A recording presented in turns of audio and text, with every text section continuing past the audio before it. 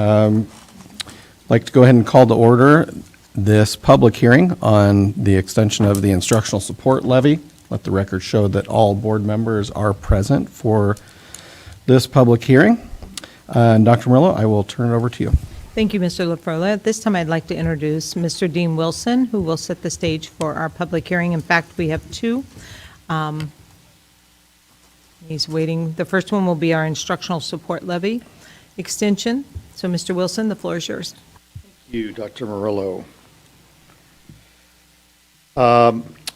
We want to talk tonight about the extension of the instructional support levy, which is a component of our levy that's been in there for a number of years now.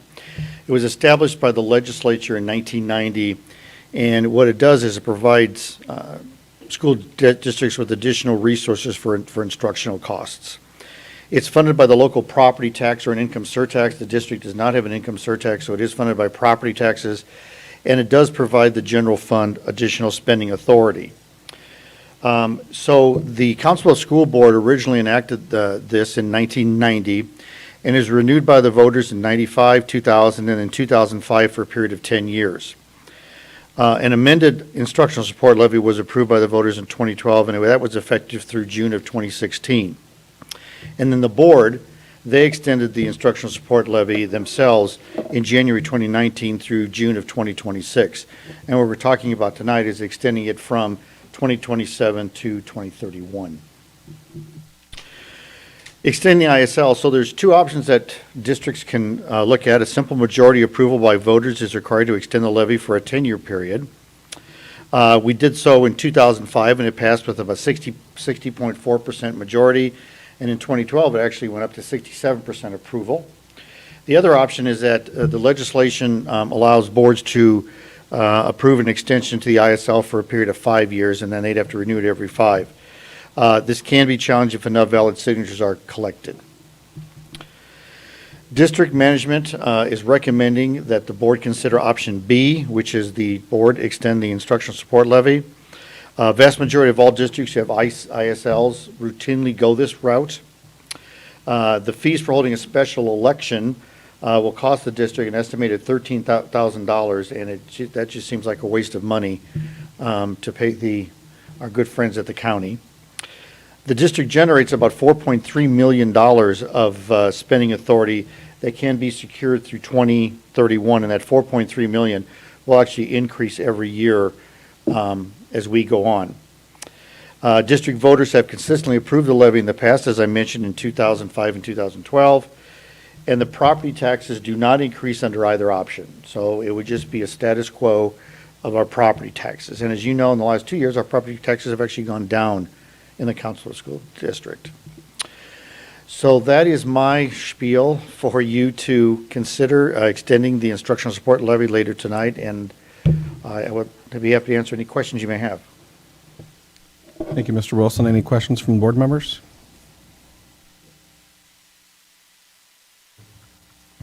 I guess, did you say when we last approved this? Back in 2015 or 16, Troy, I believe. That was a board. 2019 is when we did this. We extended 2019. Yes, okay. that's correct. Yes. Dean, how much spending authority will this give us? It'll maintain about $4.3 million of spending authority. Okay, thank you. Any other questions or discussion? And any comments from the public on this public hearing for the extension of instructional support levy? Seeing no movement, we'll move on to the second public hearing for the Longfellow Building Stabilization Plans and Specifications.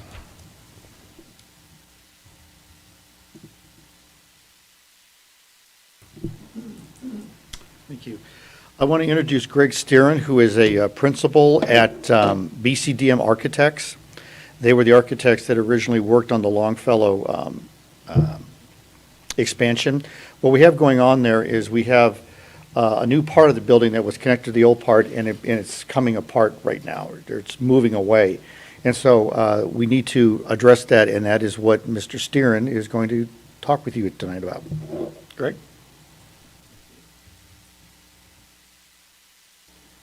Great, thank you. So I think the addition in question at Longfellow here is the off to the left where you're seeing the lighter one-story portion. That's the administration suite. So that what we see happen a decent amount is when there's an addition, if the contractor either has not backfilled that soil adequately or that soil dries out more than what's around it, you'll start getting a little bit of settlement in there. So in conjunction with our structural engineer, kind of taking a look at this, we were notified of it probably 5 months ago or so. We asked that district personnel would put some gauges up on the building to see if it was still actively moving, at which point we were informed that it is still moving a little bit. So what is really going on, and I'll show you just graphically. I don't know what happened with the photos in translation here. Rotated, so apologize for that, but right here and right here is kind of in between the addition and existing building. You can see in those joints, and I can try to make sure that you have a correct file of it moving forward. But essentially what you'd see is the sealant in between the new and existing is coming apart there. It's just a graphic representation of that movement of the addition compared to the existing building. Likewise, on the interior of the building, staff has already cosmetically taken some sealant that you can see up against that blue paint in between that and the brick. I think that's happened maybe a couple times as that started to shift. So really the solution here would be to come through in that addition, and again, we're looking at the area that's hatched in red there is the area in question. So try to do a graphic representation for you to show a couple different things that would happen.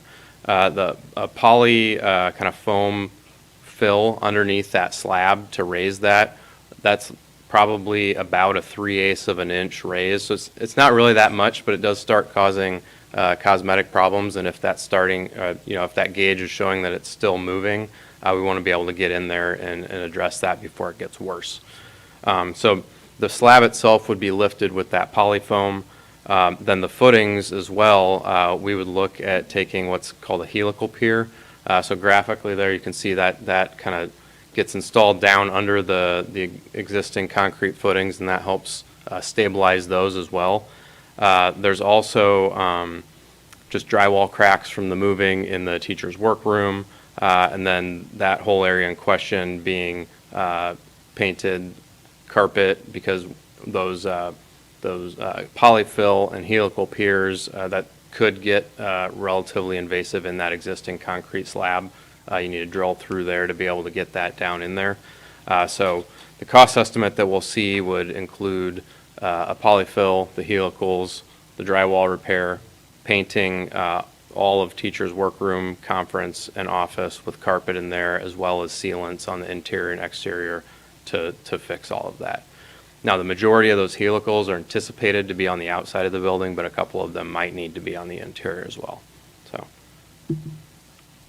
So an opinion of probable cost, again, there really wouldn't be any mechanical, electrical work involved in this. This is truly bringing things up structurally and then just refinishing the interior finishes to kind of accommodate that work.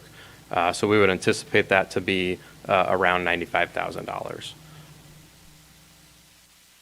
So, yes. Any Thank you. questions? Thank Yeah, you. when was the addition built? That was a little over 10 years ago, I believe. So the statutes run on any construction defect issues? Yeah, I think, like I said, I think that this tends to happen. What we see is that soil dries out, and this is probably about that time that you would notice. Well, it. originally you said it could have been that the contractor failed to pack the, Right, it could have been soil that or properly, so I dried didn't out. know. It's probably Okay. one of those two. Typically, there's testing done during construction by a third party to make sure that it isn't a backfill issue. So more realistically, it is probably the soil drying out. Question, you said that we're still seeing settling. Correct. So if we go in and we do these adjustments now, instead of waiting for it to stop settling, are we gonna have to come back 2-3 years down the road and make additional adjustments? No, this should take care of that. Those helical piers go down far enough that it would be into solid conditions, as well as that polyfill. That should settle you out and fix the problem. Yeah. Funding source would be PEPAL for this? Okay. And then the gaps, wherever they are sealed enough that we don't have water issues down the road or other. They would be Other as issues. part of this, correct?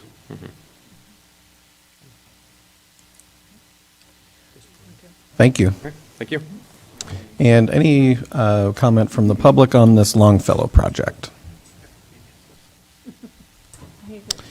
Okay, I will go ahead and close these public hearings and open our workshop business meeting of the Council Bluffs Community School District Board of Education.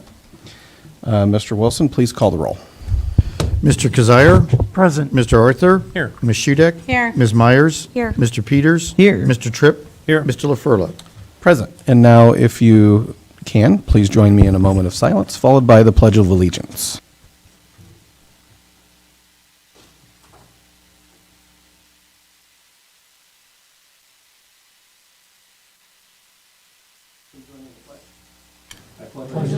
To the flag of the United States of America and to the republic for which it stands, one nation, under God, indivisible, with liberty and justice for all.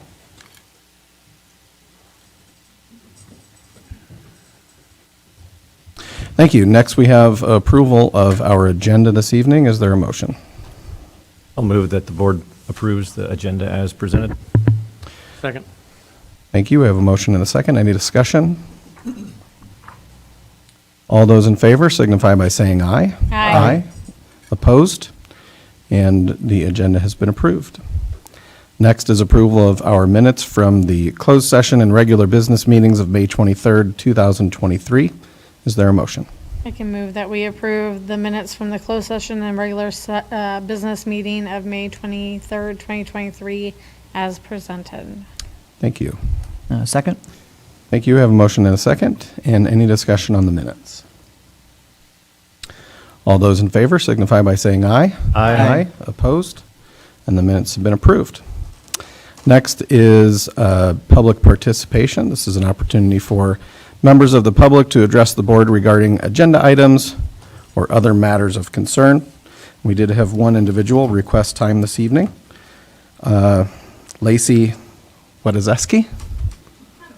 Okay, you can correct me when you get to the podium. And Lacey and I did talk. She requested a little bit more time than the 5 minutes that we allocate to individuals who request time to speak at the board meetings. And I informed her that we usually do allow individuals an extra minute or two if they need that to finish their thoughts. So, Lacey, go ahead. I'm right at about 8 minutes.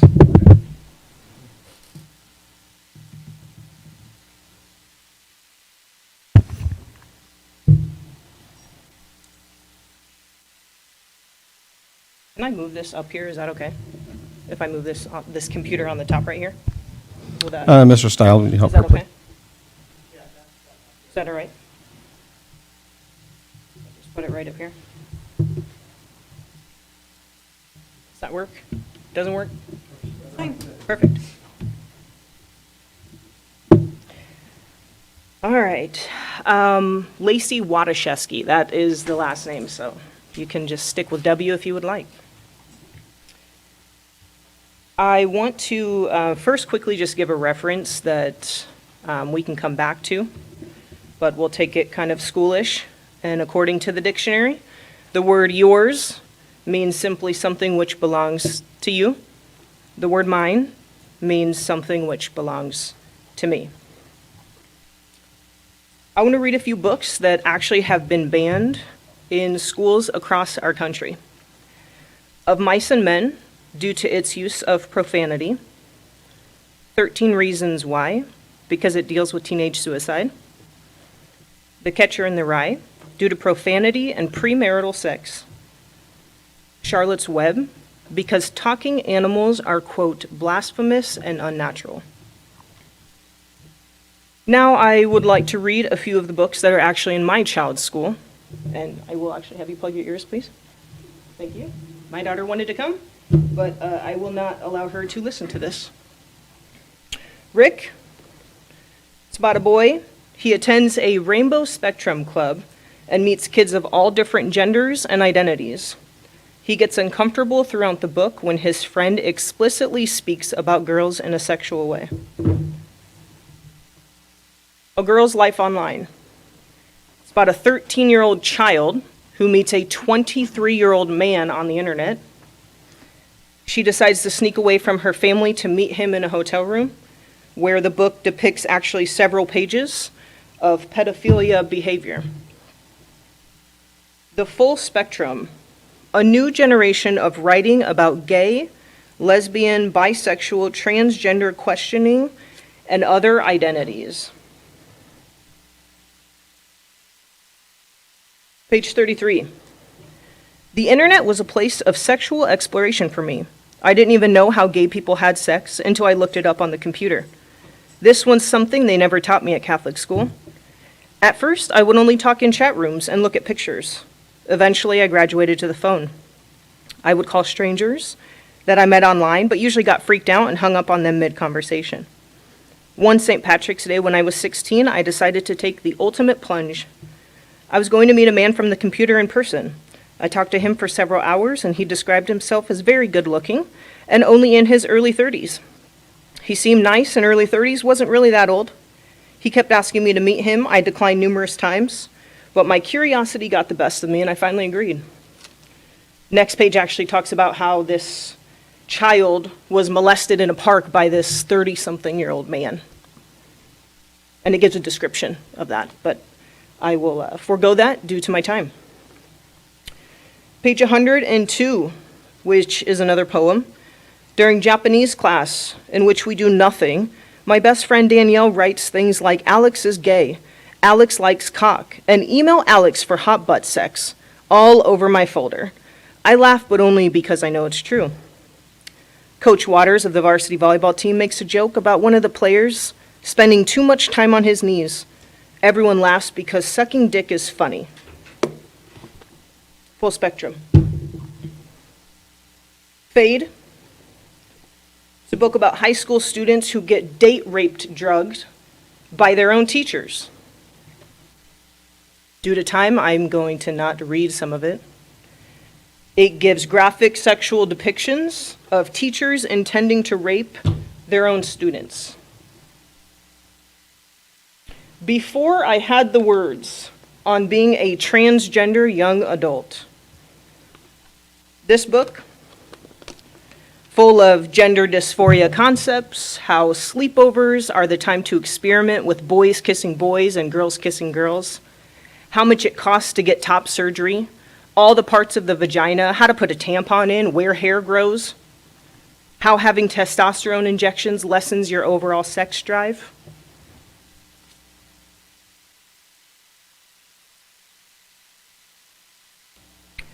Before moving in together, I thought about sex.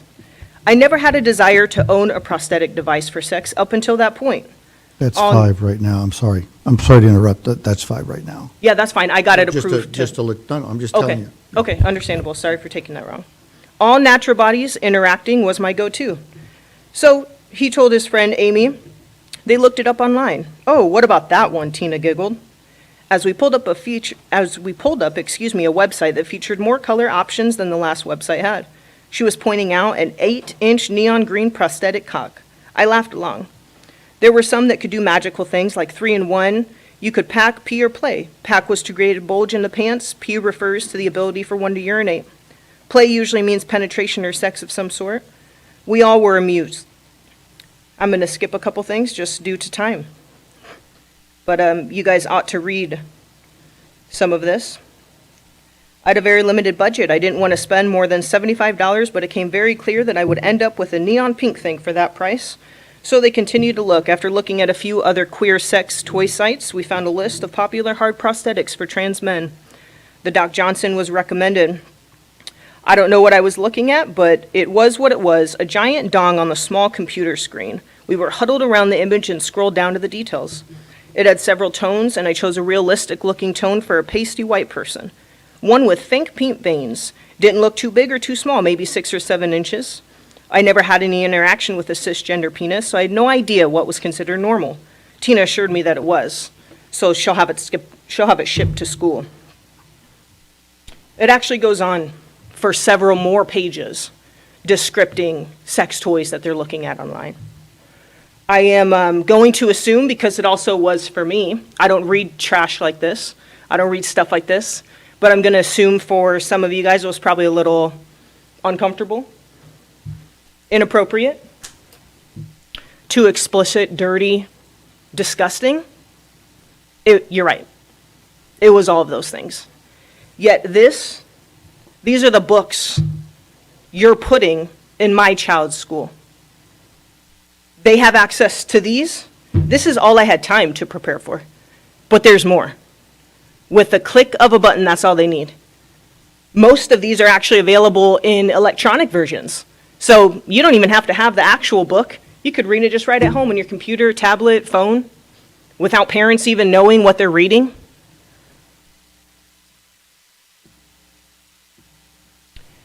I'm disgusted. I never thought that it would be in my child's school, books like this, but I'm disgusted. That this school district thinks that they have the right to provide filth like this to our kids. The definitions we went over, mine and yours, my child's mine. My child is not yours. My child is not this school district. Which actually means you guys have zero right to fill our kids' libraries with this stuff.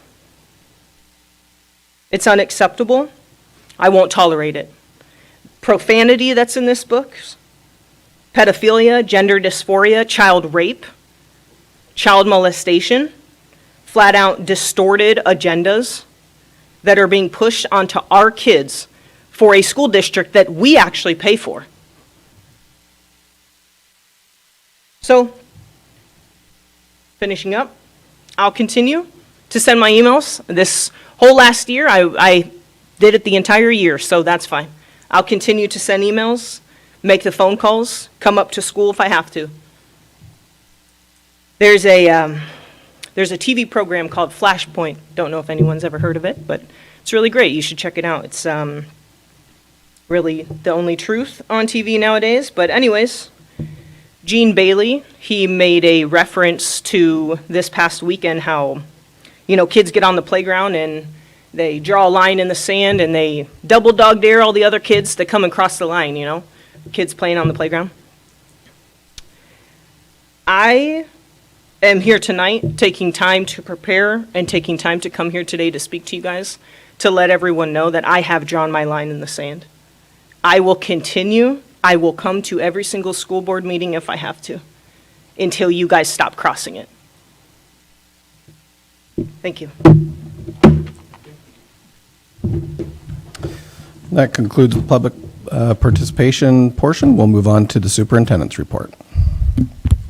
Thank you, Mr. LaFerla. At this time, I'd like to invite Dr. Matthews to the podium. We have one student achievement report, and then following that, we will have an informational presentation.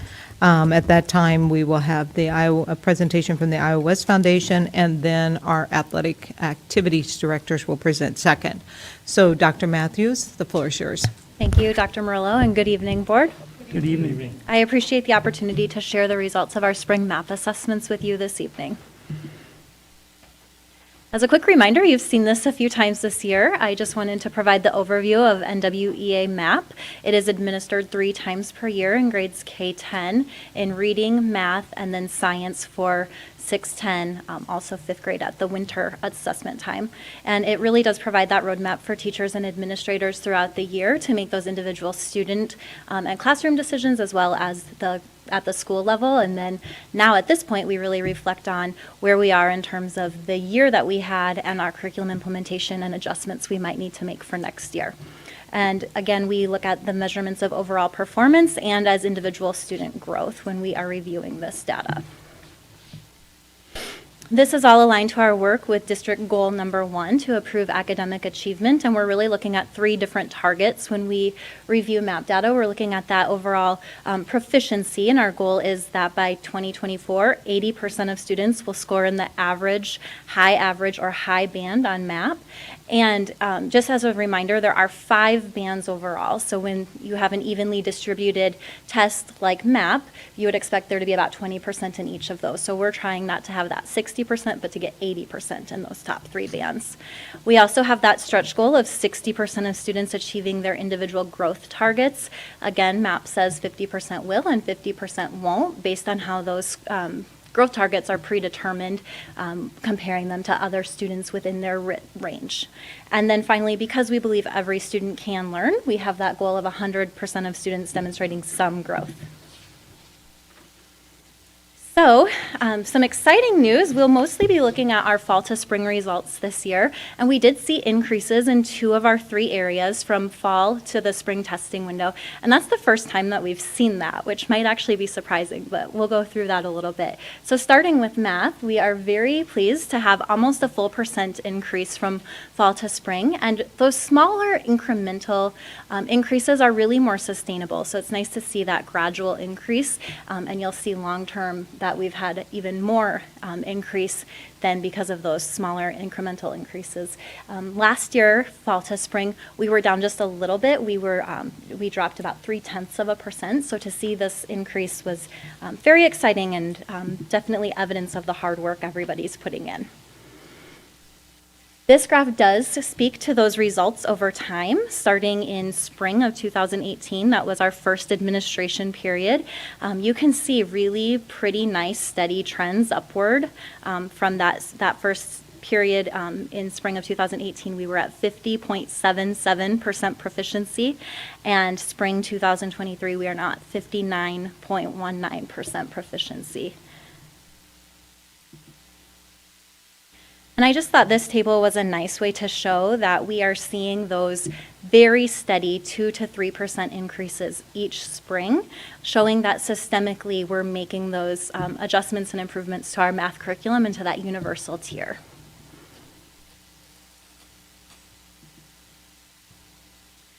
So looking at the performance by grade level, you can see that all of our grade levels are at or above 50% proficiency, and 4 of those grade levels are above 60%. We do notice here that 7th and 10th grade do have a higher percentage proficient this spring compared to last spring, which is good news for them, pretty steady in the middle there. Laying this teal line over top of those purple bars that show the proficiency is comparing that cohort. So really looking at, this is where this grade level was in the fall, and then the purple bar is showing where they were now in the spring. You can see that this is where that slight increase overall for the district is showing up, but really proud to see in kindergarten, 2nd, 4th, and 7th grade, we had 3.5% increases or more. So great gains in those grade levels. And then we do notice that our greatest decreases were in 9th and 10th grades. Looking at our second metric is growth targets. So the purple bars are showing the percentages of students who met growth targets at each grade level, again, starting with kindergarten and going through 10th grade. I do just put that teal line across there to remind you that that's that 50% that NWEA expects to meet their growth target. And you can see that all of our elementary grade levels met or exceeded that 50%, and then our 7th and 8th grades did as well. And then kindergarten, I wanted to note, did exceed that 60%, which is our district goal, and they came in at 64% of those students meeting their growth targets. So a nice, strong foundation built there. I was curious how this compared to where we were last year. So again, that teal line is showing the percentages of students at each grade level who met their fall to spring growth targets last school year, 2021-22, compared to those purple bars, again, which are representative of this 22-23 school year. And what you'll notice there is that a higher percentage of students met their growth targets in 1st, 3rd, 6th and 7th grades, and that with the exception of 9th and 10th grades, the rest of the grade levels were pretty steady. 7th grade is a noticeable change there, so very proud of the work there at the middle schools. And then the last metric we look at is students making any growth. This is pretty typical of what we see at those lower grade levels. We have more students making growth because their RIT spans a lot greater levels. And when we get to those higher grade levels where maybe your growth target is only to gain 3 or 4 RIT points, it's much more difficult to sustain and attain that and meet that, make that growth. So this is pretty typical of what we see, and I'll lay that over from last year. Again, pretty steady and consistent. I did want to note 6th and 7th grade. At those particular grade levels, we did have higher percentages of students making any growth, which is exciting to see. We also want to make sure that we're being responsive to all student groups. So this data is showing our all students on the left, and then student groups going from left to right are those receiving EL and IEP services. And then we have Asian, Black, Hispanic, Native American, multiracial, and white students, and then students with low SES on the far right. And again, this is pretty typical of what we see, that the largest gap in our student groups exists for those students who are receiving those EL or IEP services. But what I did want to note there is that as we increased all students, we also were able to maintain the percentage of students receiving EL services who are proficient, and we increased the percentage of students receiving IEP services who were proficient. That teal line here is showing those same student groups, the percentages of them meeting their growth targets. And again, of note is that those student groups are meeting their growth targets at a greater rate than their proficiency. So over time, we would like to see, those growth targets and the proficiencies continue to climb.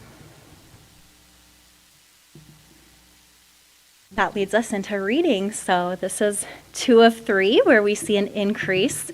And again, it is our first time where we saw that increase from fall to spring.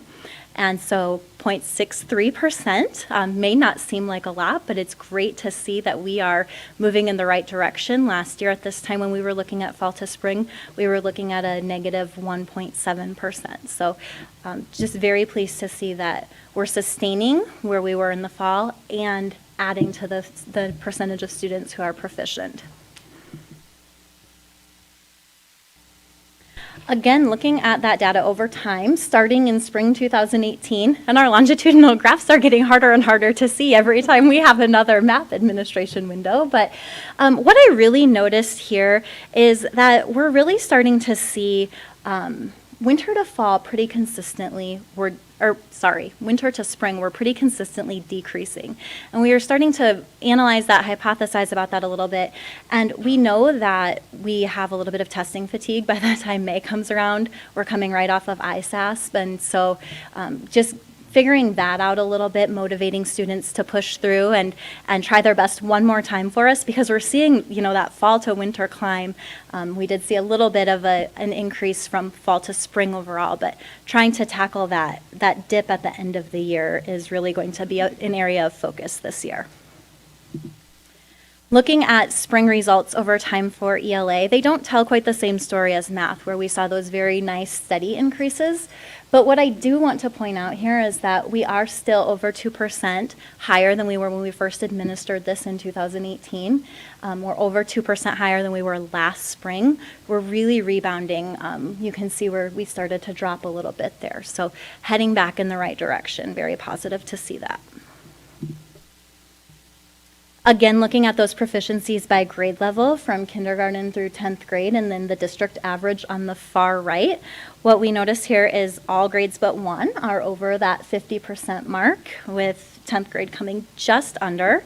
4 grade levels are over the 60% proficiency, and 7th grade was below 50% last year. So I just wanted to point out that as both a cohort and a grade level, they showed increases in proficiency, and I think that's just very promising and very indicative of the hard work of those students and our teachers at the middle schools and the leadership there. Again, I wanted to compare that to the fall data by each grade level. So that teal line is the proficiency at each grade level. You'll notice that second and eighth grades had those large increases. We did have a little bit more of a decrease at kindergarten. We always have a little bit of a drop there. That was a little steeper this year.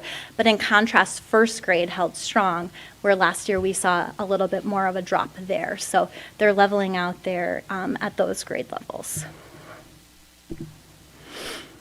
Looking at growth targets in the area of reading by grade level, again, that teal line is just that reminder of the 50% target set by NWEA.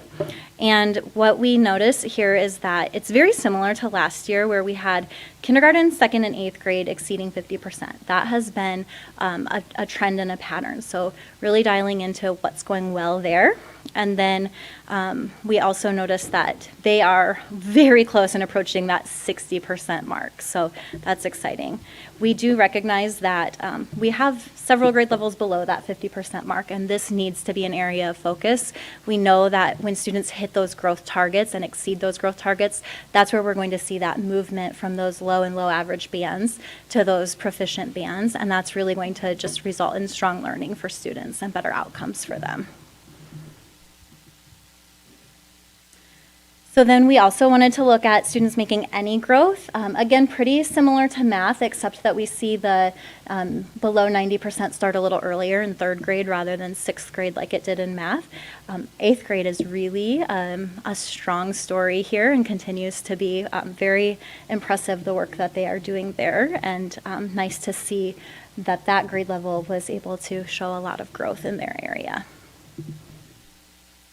Compared to last year, the percentage of students making any growth, again, by grade level, you can see where we had those decreases in fifth and sixth grades, but we had some nice increases in third, seventh, and 10th grades. So pretty steady, except for a couple that had more and a couple that had less. And then finally, by student group, again, the blue bars are the proficiency here. The student groups are in the same order that they were for math, with all students being on the left.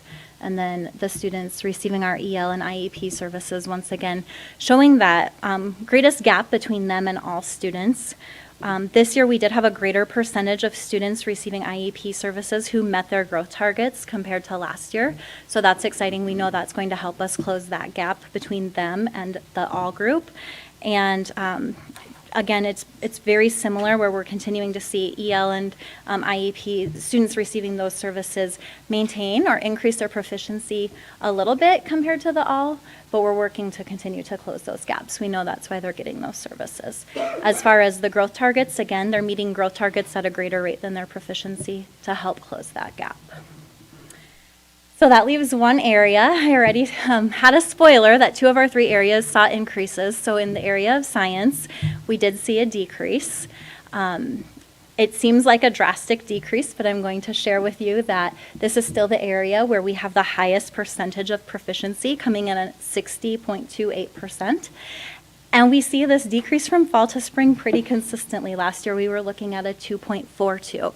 So again, we're thinking maybe a little bit of testing fatigue. There's some challenges, but we always recover and rebound in the fall and start the year so strong. So we're going to continue to dig into that, why we see this drop, but it's also our area of greatest strength in terms of proficiency.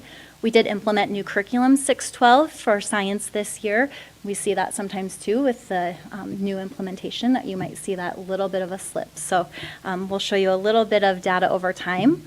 We have not been administering math and science for as long, so this goes back to winter 2021.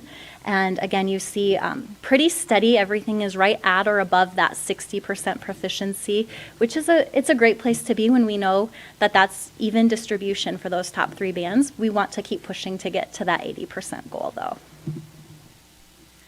So again, results over time, the 3 springs that we have administered this assessment, it's a pretty small range, 59.7 to 61.61, and this year we're right in between those, so in a pretty steady place with science. This is the proficiency by grade level, starting with 6th grade, going through 10th, and then the district average there on the right. We do see that transition year for 6th grade is one of our lower in terms of percent proficient. And then this is also that comparison to where they were in the fall, so that teal line. And again, not a huge surprise there. Fall coming into 6th grade and 9th grade were our lowest areas, and that's where we saw the greatest struggle again in the spring. So continuing to address those transition years to support students. So the really great news is all of this data is used to help us inform our decisions and our next steps. And while we're very excited to celebrate the hard work of our students, our teachers, our parents, administrators, all the leadership for this school year and for the growth that we saw, we know we also have to be looking ahead to next year and where we go next. So 3 key areas for us are going to be professional learning, universal instruction, and leveraging MTSS. So I'll talk about those in a little more detail. With professional learning, we are going to start the school year strong. We have such a wonderful opportunity with our summer academy. We have some really robust sessions planned around every content area. They're differentiated for veteran and new teachers to really dig into those curricular resources. If you're brand new, that's a great opportunity to get some guidance on those. For our more veteran teachers, it's to dig deeper into that intentional planning. And then we also have a great opportunity this year. There are some new MAP reports and some enhancements. So we're going to have some professional development sessions for our school principals, our school leadership, our instructional coaches and specialists, and then they will be able to bring that back to their schools to better inform the goal setting with students, and then how we use those midterm results to really make sure that we're finishing the year strong, and that's an area of focus. We also saw with our ELA data, while it's up, we have some work to do in that area, and we really need to make sure that we're getting back to that science of teaching reading. So not just looking at what are we teaching and the resources, but how are we teaching it? So that will be a major focus for our professional learning this year. And we've already been working on some learning modules to support both math and ELA that the principals are very excited. They'll be learning alongside their coaches and then delivering that content at times they determine best appropriate and best aligned with their own school improvement plans. So some systemic professional learning throughout the year as well. We know we have to continue to focus on that grade level universal instruction, so really digging into that intentional planning to make meaningful connections to learning. That was a huge focus this year. It's paid off. It will continue to be a focus until we reach those goals. Pending your approval tonight, another next step would be to continue some work with consultant support for both ELA and math. And then we are very excited to leverage our MTSS to really identify and respond when universal instruction is not enough. We had 4 pilot schools this year that you heard about, and we are ready to launch on August 17th. We have a wonderful all-day professional development, and half of that will be focused on MTSS just to get a really strong start. District-wide, everybody will be learning about the processes and the changes to that. And within that, multi-tiered systems of support, really leveraging collaborative teams.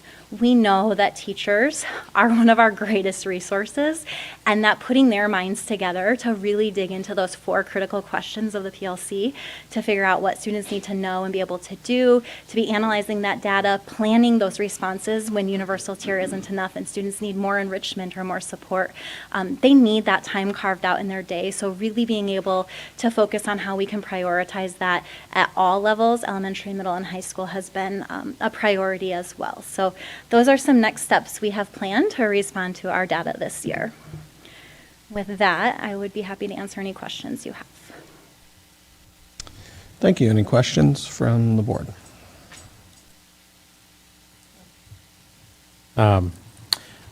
So I just have a couple different questions. The drop that we see from fall to spring, or from winter to spring, do we find that's consistent with comparable districts? I mean, does NWEA find that that's consistent? I don't know the answer to that. I don't have at my fingertips access to their data. I can tell you when I used that in my prior district, we did. Everyone's coming off the heels of their state assessment, which Dr. Matthews referred to as ISAP. And so our students, our teachers really,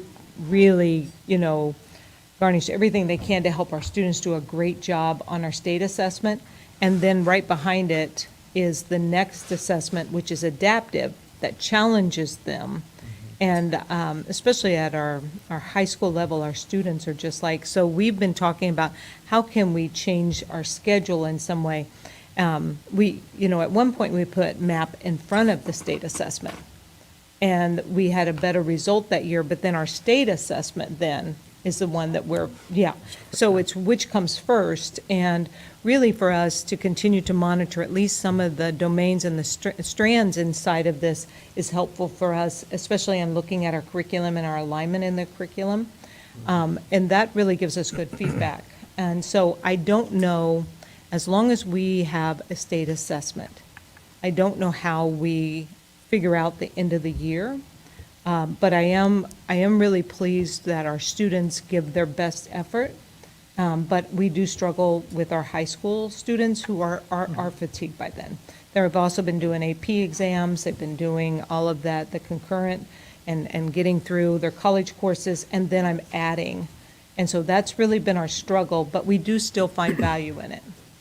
And my son had told me, basically, it's such a long, like if it's trying to narrow down where you're at, it just gets boring, and he gets tired of it. And he's 10th grade, or will be 10th grader. Rigorous. Yeah. Do we find that does the ISAT, does those tend to mimic what we're seeing? I mean, how does that map to the NWEA? Yes, so Dr. Shudak runs an extensive query on that, and we find very close correlation in almost all grade levels and both content areas that ISASP, or MAP is predictive of where students will perform on ISASP. And that would be based on their winter results, of course, because then that comes before ISASP. So we're able to use those winter results and correlate that to predict how students will perform on ISASP, which is also helpful. And then the ISASP is scoring higher than the NWEA at spring. I'm Yes. guessing because of that fatigue. Yes. I think, like, I always wonder what I should glean from this, because at this point, I always want to go, okay, can I see, like, the cohorts, how they've done? Can I see the subgroups without, like, I want to see without ELL and without IEP, I want to see that group, and what are we doing for that group? And then how is that subgroup that we know has our most struggling students, how are we doing for them separately, so I can see all that broken out? Is there value in me seeing that at this particular testing time?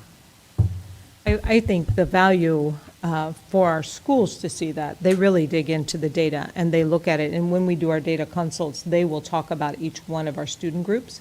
I think that's why, if you notice, Mr. Arthur, that she put up those student groups versus all. And are we monitoring them? Yes, we are. That's the key, I think, the board needs to know. Are we looking at the student groups? And I really believe that the map showing us growth or no growth, since the state has moved into putting value on students demonstrating growth from one year to the other, that's valuable to us because then we can really pinpoint where we're having success and where we have to continue to, provide additional support. And we didn't have that roadmap before we started doing. And at one point in my prior district, we talked about just doing spring and winter. But NWA tells me it's not as valid of an assessment for us if we don't administer. We can't really judge our growth or no growth, our proficiency levels off of 2. I have to give all 3 assessments to get that outcome unless we just want to estimate. And that's not truly staying fair to the values that they put on that and how we want to use them. Because many states right now are really pushing their Department of Ed to dismiss their state assessment and go with an assessment that's 3 touch points instead of 1. They do a whole school profile off of 1 point in time. So if I didn't feel well, I was upset, I'm tired, something happened, I got into it with one of my peers before I went in to take the test, 1 point in time judges me. It tells where I am. Where 3 different times, you have a better position to demonstrate your growth and your proficiency level. And that test does push you because when they're challenging you, they're trying to push you up instead of letting you maintain. That's adaptive. And that's tough. Really getting that grit and stammer for our kids is something that we have to continue to work on, and they need it. That's a life skill. And may I add one more thing? So also the immediate feedback we get from MAP is so helpful because we have instant results, whereas right now we administered ISASP in March and we have preliminary results which tell us nothing about growth, nothing about the domains. We won't have any of that until probably late July. So that makes it really difficult when you're planning and responding, where that immediate feedback 3 times a year, we can make those quick adjustments and make sure we're getting students what they need when they need it. So if our numbers correlate between ISASP and our winter numbers, then we're able to plan changes in curriculum instruction for the coming year, probably implement some in the spring. And then, so we should look at this and say, okay, longitudinally, what's our growth looks like each fall and winter? You know, and is that growing? And know that we're always going to have a drop in spring because of testing fatigue, it sounds like. But it was weird that science was a strong point, like disproportionately strong for 9th and 10th versus English or math. And really fascinating because you have to read and do some math for the science assessment. Right. reading So I mean, is there graphs and something to charts. that test that's But we only do that's it different? We do it 3 times for 610. But only 16, okay, so we Yes. do not the full district, it's only 6 through 10. And But I mean, that if is the important 9th to and know. 10th looked good. Yes, and Comparatively. fifth grade's included in that winter data set, but not the spring. So that makes it a little different too, because that's not the same group of students. But fall to spring would be. It tells you they may like that, they find it more challenging, more interesting. Type of questions. We don't know. Do we know how closely our curriculum is aligned to MAP versus ISASP? Yes, it is very aligned to it's aligned to the standards, which our curriculum is also aligned to. More so than I would say ISAS. I know at one point in time when the state was selecting an assessment, MAP was considered in that. Do we have any idea what the Department of Ed is planning? I'll stop asking that question. No, I just wonder, if this testing fatigue is something that, we need to consider in our school year planning. And Dr. Matthews, you might talk Maybe about there's an opportunity for the state to reassess the assessment. That would be wonderful. We do have a great opportunity for 23-24, where our testing window for the state assessment is the 2 weeks right before a nice week-long break. So hopefully those students come back in April refreshed. They'll be done with the state assessment. They will have had a nice week-long break, and then they'll have a month of instruction before our MAP window. So we did take that into consideration. We do have to stick within a window for ISASP. We're starting as early as we can, March 11th, I believe it is, and then we'll use that 2-week window. Really push to get our 95% completion by break time. Any other questions or discussion? Thank you. Thank you, Dr. Matthews. And Dr. Matthews, will you introduce our guests and set the stage? I'm really excited to have our guests here this evening, and I'll let Dr. Matthews do the introductions, but I can say this, I'm trying not to steal Dr. Matthews' introduction, but I cannot say how much I appreciate our partnership with Iowa West Foundation. Our CEO, their board, all of the employees really value education. And when you have a partner that values education and really works to support us, it is something to be very proud of and appreciate. So, Dr. Matthews, I'll stop there.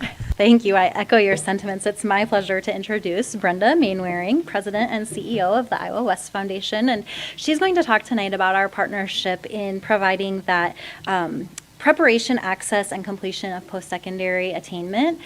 We just could not be more thrilled with the partnership. The whole team is just absolutely wonderful to work with, and the support that they provide for our students is just incredible. We appreciate the generosity and just the kindness that comes with that to really want to help our students achieve. So I also know she has support here from Stacy Goodman as well, who's been part of this Aspire initiative that you will hear Ms. Mainwaring speak about. So thank you. Good evening. Evening. Thank you very much for the opportunity to be here. I'm a product of the Council Bluffs Schools. Both of my parents taught in the district, so I have really strong ties, so I'm particularly pleased to be able to be here speaking with you. And I'm here tonight to share some good news about Iowa West Foundation's new support for Pottawatomie County students. So like the school system, Iowa West drives towards outcomes.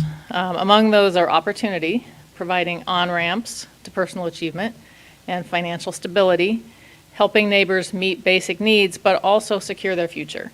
And both of those outcomes depend on having successful schools. We are at our best when we find teams doing really great work and we help them do their great work. And the Council Bluffs School District absolutely fits that description.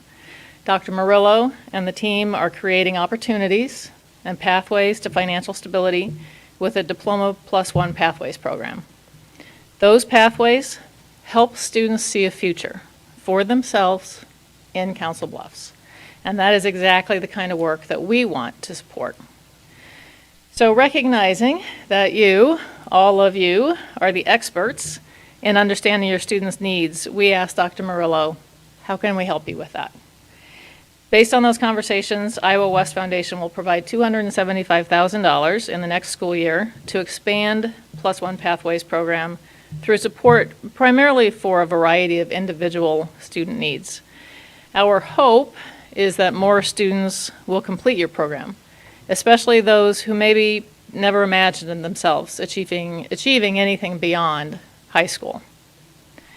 For Iowa West Foundation, this is part of a new set of tailored investments called Aspire that we're making with school districts in all of Pottawatomie County. Our goal is to provide every Pottawatomie County student with the opportunity to access to training and to credentials that will set them up for career success. This does replace Pottawatomie Promise, and we will be working Pottawatomie Promise out as the students who are currently awarded that scholarship graduate through Iowa Western. Iowa West and the Council Bluffs School System have a very long history of collaboration and innovation, and we are fortunate to have such a great team. I'm looking at Dr. Murillo, but also all of the other people in the room here. A really great team leading our schools. We look forward to helping the whole team continue to grow their vision for our community. Happy to answer any questions about the program if anybody has any. Thank you very much for delivering that good news to us. Any questions from board members or discussion?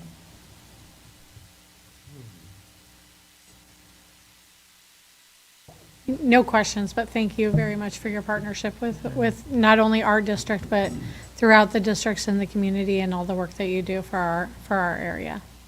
Thank you. Thank you very much. Yeah, thank you, Brenda.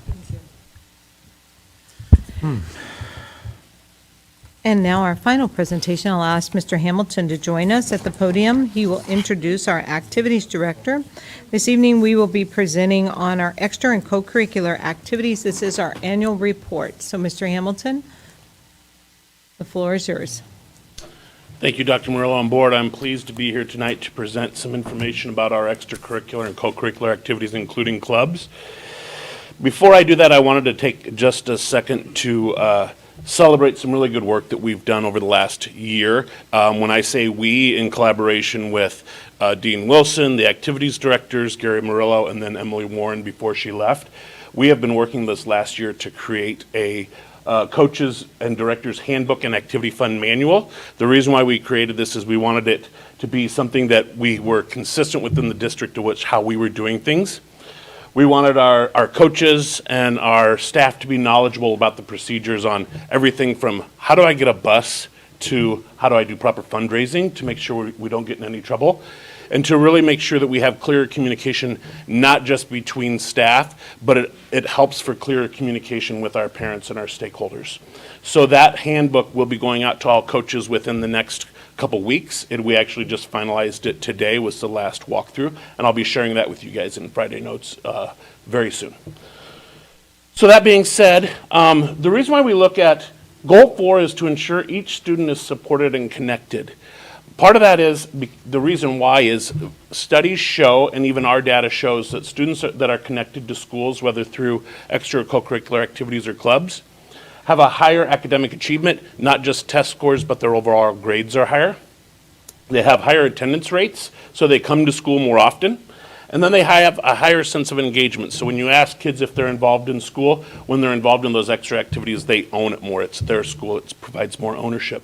So that's why it's important. And when we looked at this 3 years ago, looking at how do we measure if kids really want to be at school, our goal is 75% of them are participating.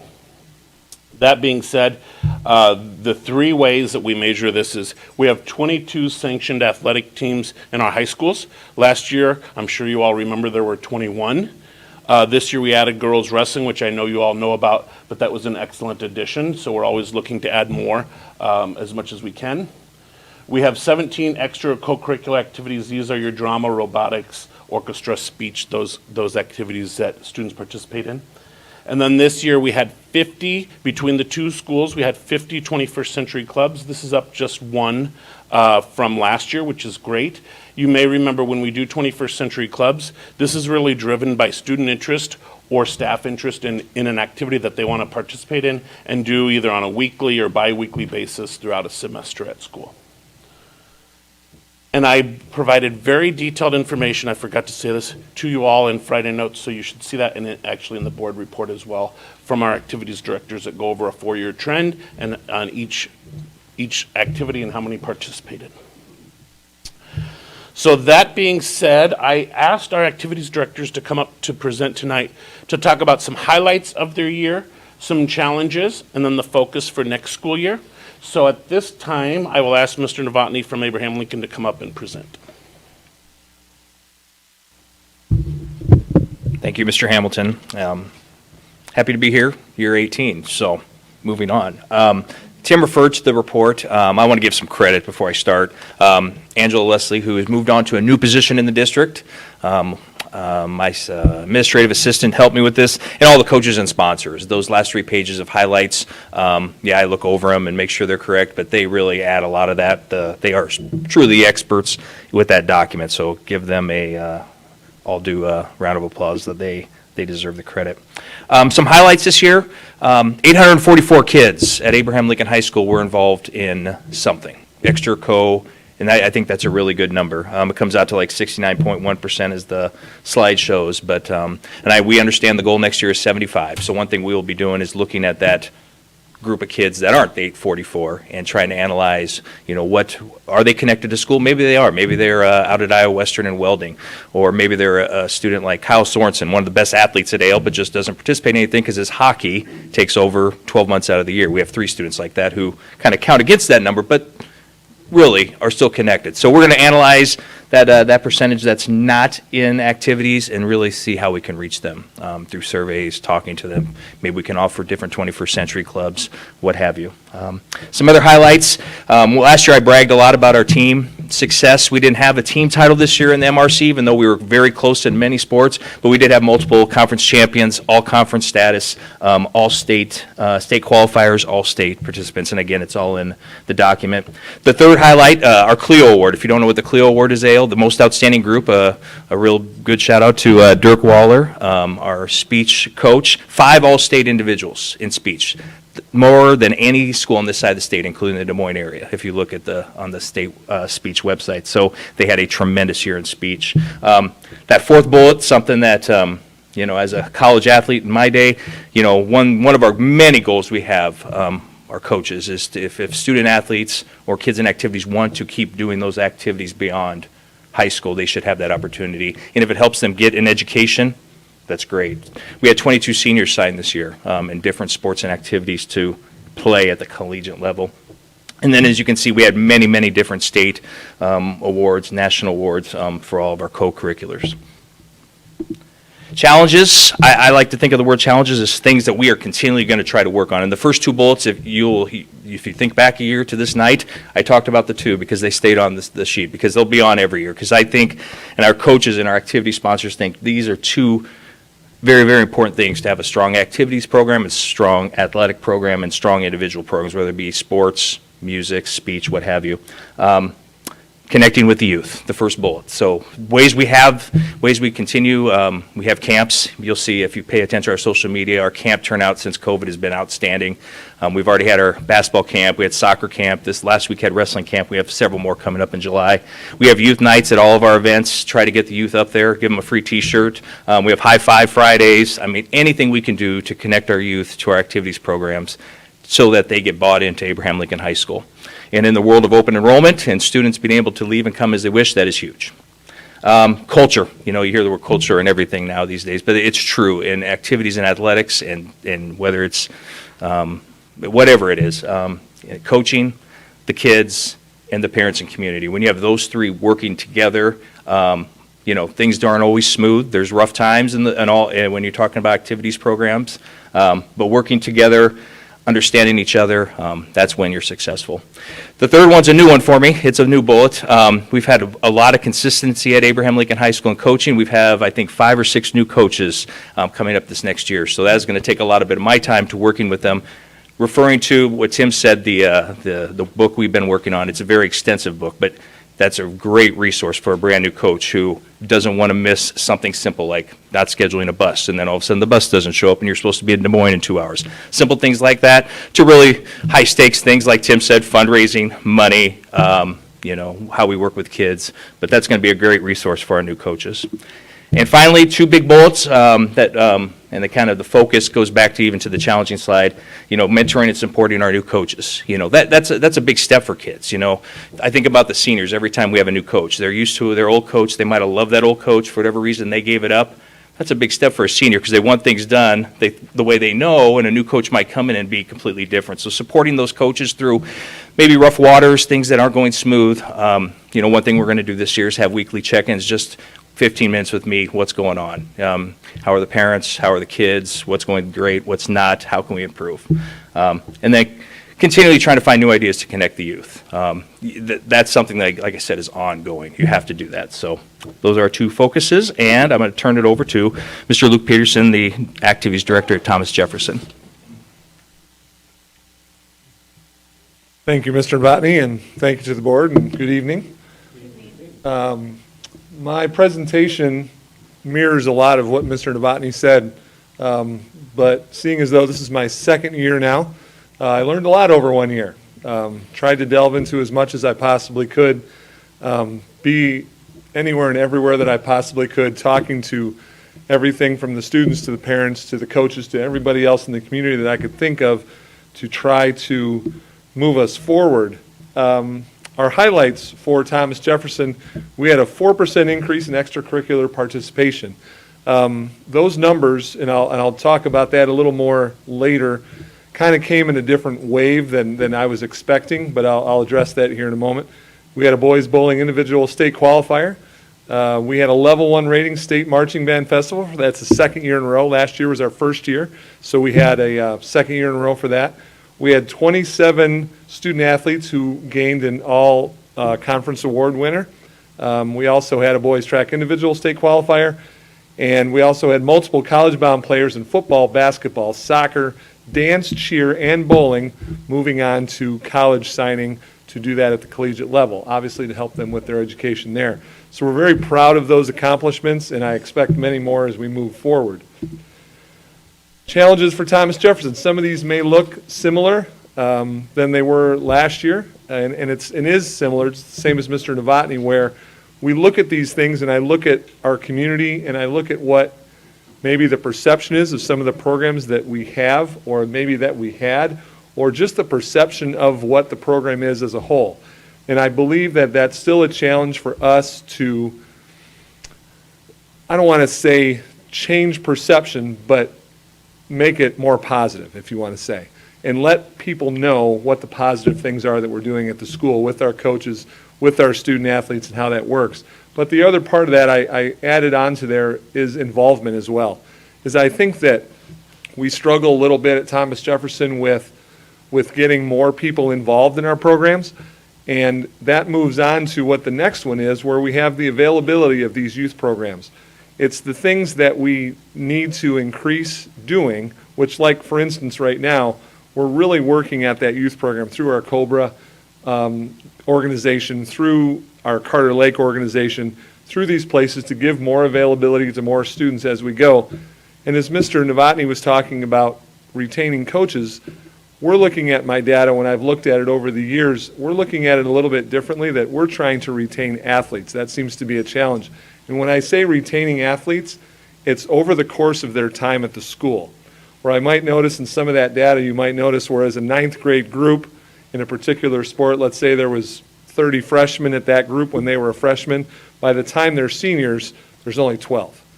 And some of that I know is attrition, they'll move and things, but we want to make sure that we're retaining those athletes through, and that also includes helping with the coaches and getting those people involved, getting our community more involved, and understanding that. Our focus is based on that. Our focus goes into 3 areas, is community involvement, and one of those things that we're working on with that for community involvement also starts with that youth program and with those things. Some of the things, like I said, with Cobra, some of the things that we did where we're going and inviting and going to elementary schools with groups of athletes to meet with the students there at the elementary schools. Working on expanding our parade that we have for homecoming to get more people involved in those types of community activities as we go forward, to build that pride that's always been there, to make it even more, and so that more people want to be involved and the community sees it. Again, retaining those student athletes, I think these other 2 kind of work together in the fact that retaining these student athletes with our coaches and building a coaching staff that really has that focus of retaining these students from the time that they get there, and really it's starting into the middle school, where our coaches are going down to Wilson and they're saying, you know, they're meeting with the coaches there, getting to know those students so that when those students get to Thomas Jefferson, they recognize that coach. They know them already. They see who they are. They know in our camps, the same way that Mr. Novotny spoke about, we have another one tomorrow night for football that's for middle school students, but these are things that get our face in those kids and the parents' heads so that they know who it is, and they build that as it goes.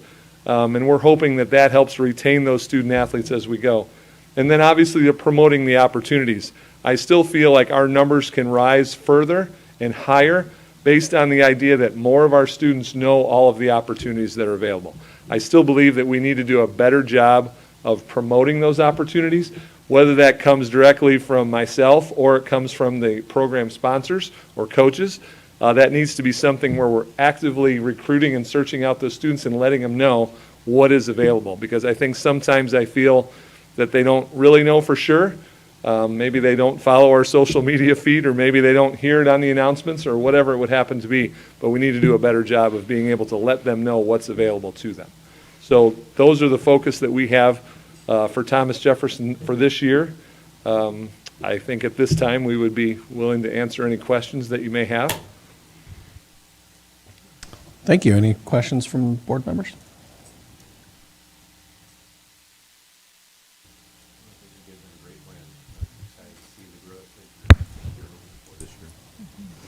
I had a question. In terms of connecting with youth, and you know, obviously youth sports opportunities need to grow, but there are opportunities for kids to participate in youth sports. I'm just wondering if there's been efforts to create opportunities for younger kids to participate in things like journalism, you know, mock trial, some of those other non-athletic And we activities. have, We see it with actually- robotics, you know, that's taken on, but I'm just wondering if there are We just other. actually recently, I had a discussion with our mock trial people at school, and we are trying to put that in at Wilson as well. And even further down. I mean, that's kind of our goal, is to say, not just with athletics, but those co-curricular groups, to give them that advantage that says, okay, when they get there, the first time that they're trying it isn't in ninth grade, that they've already at least got a taste of something that's there. And I know that we kind of looked at it, and there are some middle schools around the state that have different, you know, tournaments or things that involve those type that aren't quite as competitive as maybe they are at the high school, but it's somewhere for those kids to get together in a group and get excited about it. Yeah. So those are things that I think that we're looking at to build up, not even just at the middle school level, but down in the elementary level, just to get them to the point of getting excited about something that maybe isn't quite as mainstream as something else, which is great because it's just building their repertoire and their ability to be, you know, more all-knowing and worldly, if you want to say, as they move forward. So I think those are things that we're that we're looking at, and like I said, we just had that discussion about moving it to Wilson and doing that through music as well. We talk with them quite a bit about the music factor as well as it goes. And our orchestra program has been growing and booming as it goes. And Ms. Nelson, as she's going through, we talk about it constantly. How can we get more kids involved? How do we do that? And I think that they're doing a great job of moving forward with that. And band as well, our new band director, who's also a product of Council Bluffs Schools. We've had numerous conversations already about actually building on to what Dr. Rolls built and was starting with the program and moving forward. I think that that's important to get more of those kids involved as we go. And that's something that I know she started. She was at Red Oak before she came to us. And she was beginning to build that program there as well. So she's got some experience with it. So we're looking forward to some good things with that as well. Okay. Yeah, I just thought, I wondered if, just creating some continuity from elementary school to middle school to high school with those different opportunities might help with that.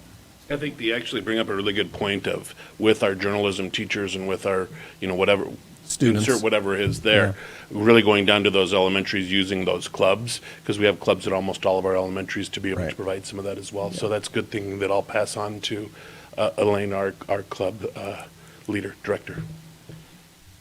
The only thing I would add at the state level, and if you can push this at all, they're really considering for the first time including sixth grade in being able to participate. Right now, I feel bad for sixth graders. I'm going to have a sixth grader next year, and she wants to do this, and guess what? The state rule is 7 through 12, so you either have to play intramurals or club or not really connect to Kern Middle School or Wilson Middle School. So that is something, I don't know when it will happen, but at least they're considering to let sixth graders compete and be active, which would tie them right into school, which would help us too. I'll have a sixth grader too. She's looking forward to asking coaches if she can be a manager on the team. I mean, that's how creative, they're trying to get creative and get them there to practice, but, there's some rules statewide, which I know you all know about, that hinder us a little bit. I had another question that we might not know the answer to, but do we know what percentage of our high school coaches and sponsors are in the building, employed in the building?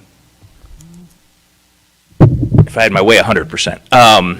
Just because you can connect with kids. I mean, That's why you add onto the job duties of a coach, you talk about retainment, it just adds so much more if you do not know if they all have Power School access, but looking at a screen to see if a kid's in class or passing in class or turned in their homework, who maybe or came 3 periods late that day, it's tough. So I bet at Abraham Lincoln, and this is completely a guess, it's probably a little bit over 50% of head coaches, and then most assistant coaches are in. We do have some sports where we're completely out. Volleyball has been completely out and will be probably completely out this year. So it is definitely adds some, I'm not going to say struggles, but adds more things to the job when you're not right there every day connected with kids. Right, okay. I would probably say just quickly, ours at Thomas Jefferson is probably a little less than 50%. And we do have some of those sports that were, like Mr. Novotny said, the entire staff is outside, but it does just put another layer of challenge on that because they're not in the building, so.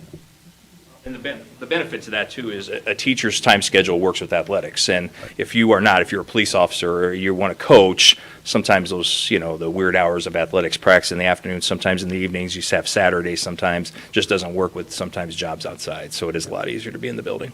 And we have great support with that. I mean, I know I speak for our principal. I'm sure Mike down there, if we have candidates, Bridget will always come say, hey, we have 3 candidates, so-and-so's interested in this, how do we get involved? Because then they get connected to the school too, just like that's good for kids, that's good for teachers too, to be involved in whatever interests them. Right. I do have a question for Luke about the strength training kind of that's going on now at TJ. How do you see that evolving, or what's the goal for that throughout the sports with that person's time, trying to figure out how they fit into the daily kind of yeah.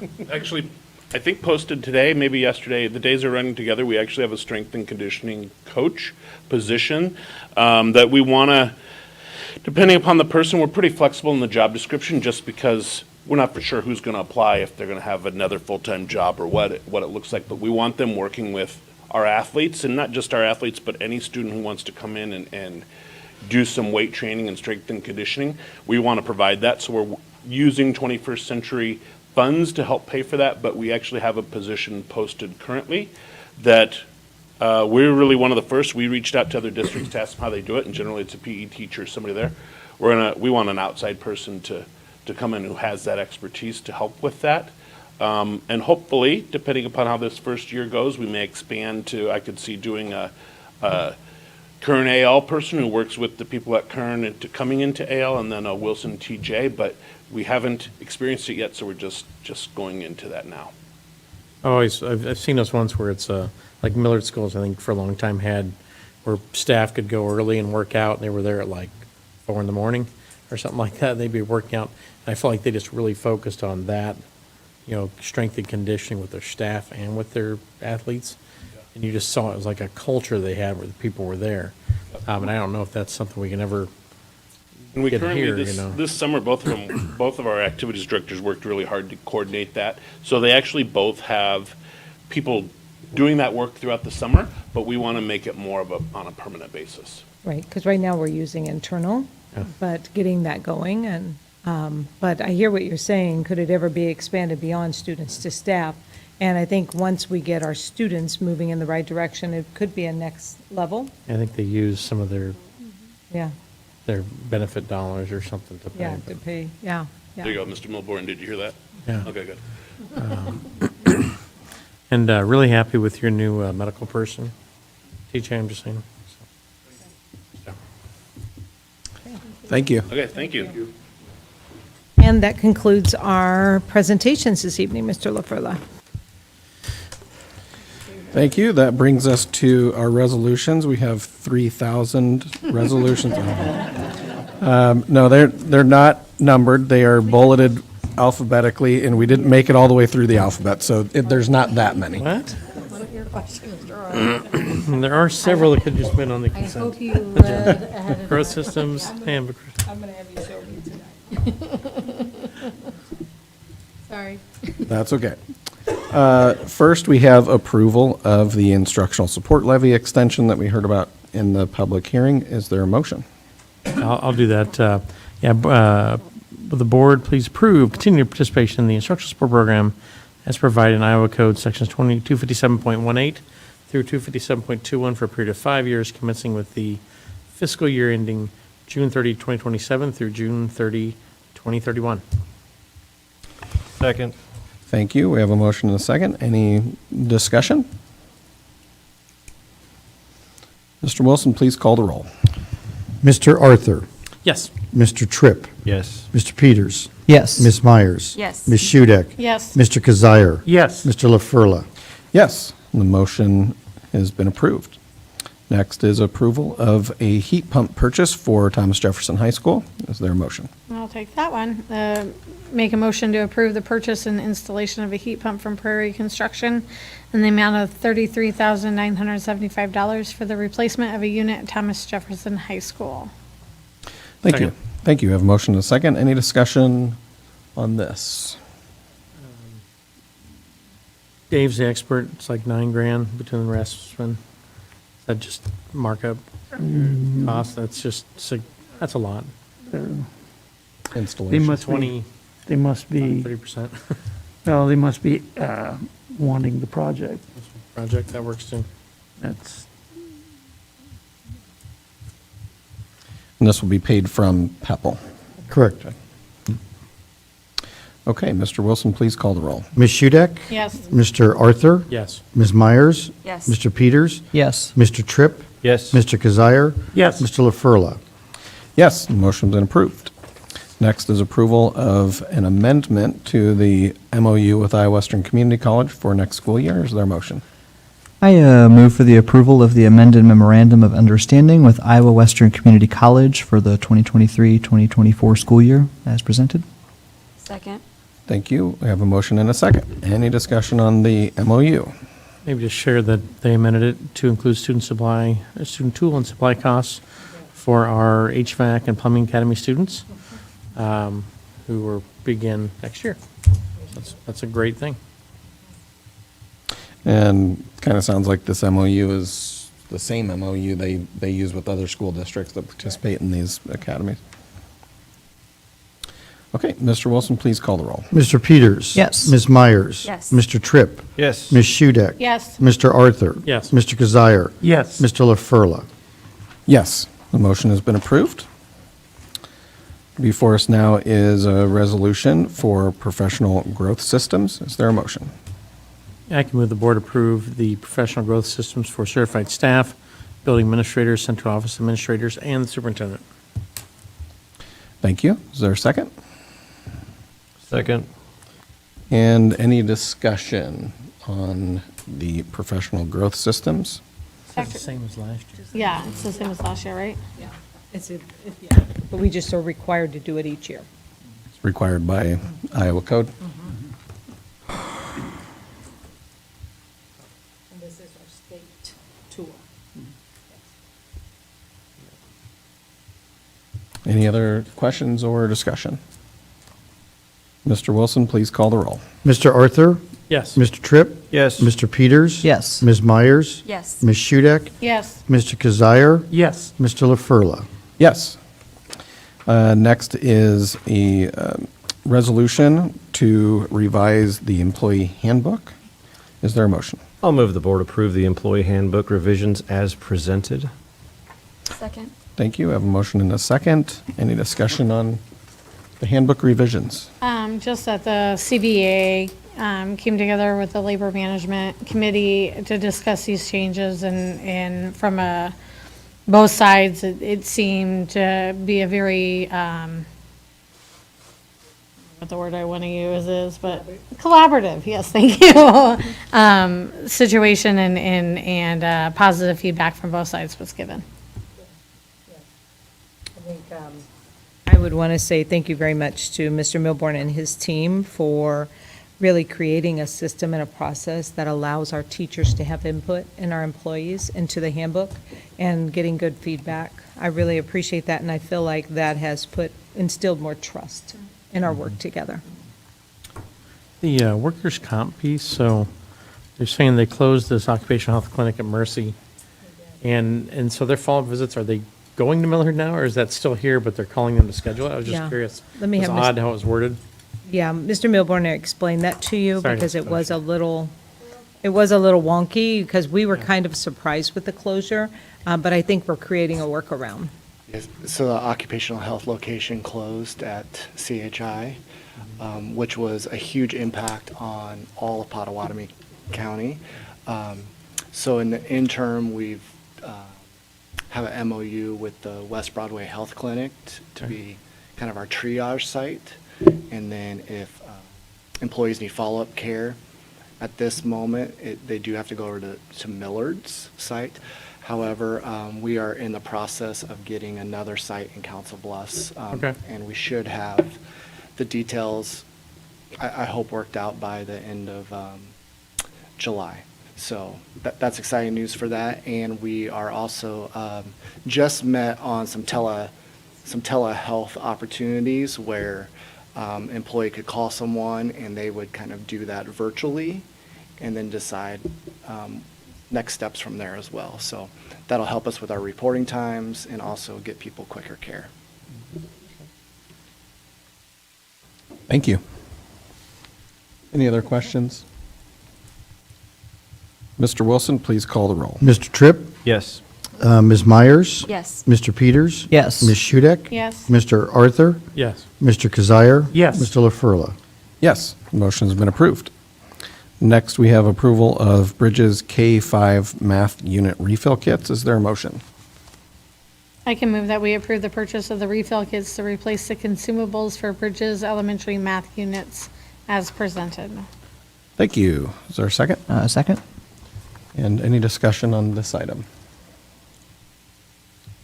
Maybe just year's cost of these is about, was that 69,000 between the 6 grades? So it's about the cost of the consumables for this thing, which is not insignificant, but it's a good product. Okay, thank you. Mr. Wilson, please call the roll. Ms. Shudek? Yes. Mr. Peters? Yes. Ms. Myers? Yes. Mr. Tripp? Yes. Mr. Arthur? Yes. Mr. Kazire? Yes. Mr. LaFurla? Yes, the motion has been approved. Next, we have approval of the cornice replacement at College View. Is there a motion? I'll move to accept the bid from Elkhorn West Construction in the amount of $579,000 for cornice repair at College View Elementary. Thank you. Is there a second? Second. Thank you. Motion and a second. Any discussion? Can you talk a little bit about this? I've had some community outreach about the projects that are currently going on at College View, so to have another large dollar. So, Mr. Wilson, will you explain a little bit about how we rebid this and kind of broke it apart? And then talk a little bit about the concrete work that's going on there currently out in the parking lot area? Sure. And why that was so important that we got ahead of that? Sure. Regarding this particular project, this was the project, if you may recall, where we had a board presentation on it. We originally sent it out to bid in March. We had a bid come back of $840,000. We rejected the bid based on costs. I won't go into that. Then we rebid it out. The architects took the plans back. They looked at a couple of changes that we could make, and we only received one bid, and that was for $579,000 by Elkhorn West Construction. The work would be done starting in July. The building has had numerous leaks because the cornices are in such bad condition that we have to do something, or we're going to have a lot bigger problems later on. Regarding the concrete proposal, we, back in September, October, HGM went around the district, and I asked them to find the most egregious areas of concrete issues, and they came up with 4 areas that encompass probably about 75% of what needs to be done. There was at College View, Wilson, TJ, and AL. We've since expanded that because there are other areas that have degraded over the winter as well. There's an area in front of AL that we didn't look at, that we didn't consider the first time, but since over the winter, when salt was poured down, it had become worse. So what we don't want to do is to have that concrete start rotting out, and HGM has assured me that what they're going to do is look at that and review it and make sure that we're putting seals in the joints so that if there is salt put on there, we will not degrade the concrete any further. One of the things I put in place is, and I put it in last winter, is in the non-parking lot areas to put a non-salt mixture down that will help melt the ice but will not degrade the concrete. So it's ongoing work. I mean, when you put that stuff down, you're going to have issues over time. So College View was one of the top ones, and it just so happened we're doing 2 things, and that is why. Mhm. And so hopefully, eventually, we can get the concrete work kind of under control. But it seems like, with AL having 3 phases, it's just been, it's been really tough. It's been really tough. And also in College View, it's in the back area by the playground, there's an area where the dumpster is, and then in the main guest parking lot. We did do some repairs on that in August of last year, but it needed more, so that's what we're doing. Those sections were in really poor shape. Yes, they are. Huge They chunks were, of yes. of Oh, pavement were absolutely. coming off it. Right. Okay, thank you. Any other questions or discussion on this? You ever thought we should have our own company that does paving and Yeah. And keys. just handle the city too? Troy Arthur's Concrete Emporium. That's right. No, nothing funny here. We'll just spit it out. Okay, Mr. Wilson, please call the roll. Mr. Tripp. Yes. Mr. Arthur. Yes. Mr. Kazire. Yes. Ms. Shudak. Yes. Ms. Myers. Yes. Mr. Peters. Yes. Mr. LaFurla. Yes, and the motion has been approved. Next, we have renewal of the Google Suite Enterprise for Education software program. Is there a motion? I can move to approve the renewal of the Google Suite Enterprise for Education to CDWG for 3 years, as presented.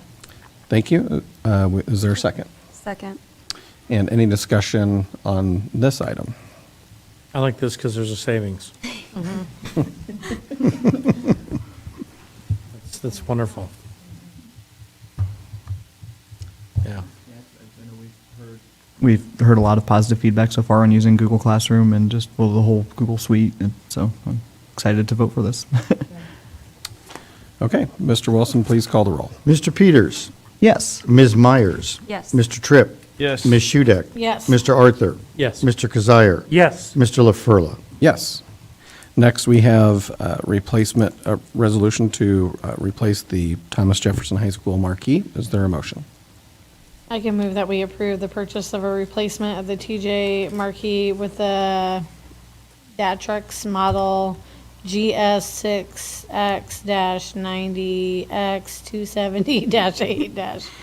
GS6X-90X270-8-RGB as presented. Second. Thank you. We have a motion and a second. Any questions or discussion? When did we do this last? It's like, when we built the stadium? Was it right after that? John, do you have any we idea got the- when when we we put put the it new one in? in? I know we haven't touched it since I've been here. Thought, So in my 6 years. we just going didn't work on 7. it, was, But we did move some bulbs over because it was bad. So this sign here is actually going on its 12th year. okay. Seems like that long ago. And so it definitely It's is time. time. And the primary reason for the replacement is that Lack of the parts are not available anymore, can't be repaired. It is no longer repairable. You know, this actually happened to my printer at home. And a printer, there's no more drivers for it. So we swapped laptops and you can't put a driver on it. Had to replace it. $37,000? It was literally just a driver, which would be easy to do. Yeah, it was Can't move it. 38,000. Okay, thank you. Mr. Wilson, please call the roll. Ms. Shudek? Yes. Mr. Arthur? Yes. Mr. Tripp? Yes. Mr. Peters? Yes. Ms. Myers? Yes. Mr. Kazire? Yes. Mr. LaFurla? Yes. Next, we have approval of, is it Synology? NAS SA 3400.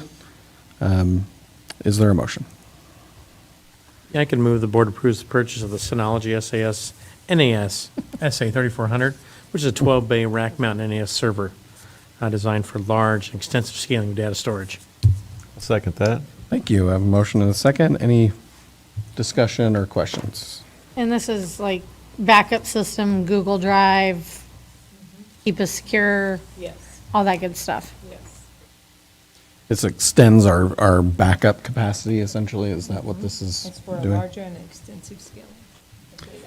Which I assume is some fallout from last year with, last year when everybody had Flash. data issues? Different, Everybody yeah, else. different Yeah. districts, not us. Everyone but us. Mr. Wilson, please call the roll. Mr. Arthur? Yes. Mr. Tripp? Yes. Mr. Peters? Yes. Ms. Myers? Yes. Ms. Shudek? Yes. Mr. Kazire? Yes. Mr. LaFurla? Yes. Next, we have approval of the DBQ online subscription renewal for 6th through 12th grade social studies curriculum. Is there a motion? I'll move for the approval of the renewal of the document-based question, DBQ, online resource for 6 through 12 social studies instruction. Thank you. And any discussion on this?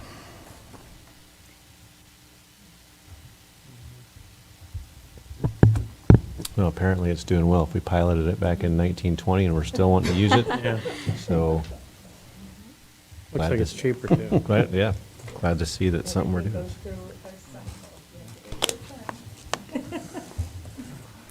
Mr. Wilson, please call the roll. Mr. Tripp? Yes. Ms. Myers? Yes. Mr. Peters? Yes. Ms. Shudek? Yes. Mr. Arthur? Yes. Mr. Kazire? Yes. Mr. LaFurla?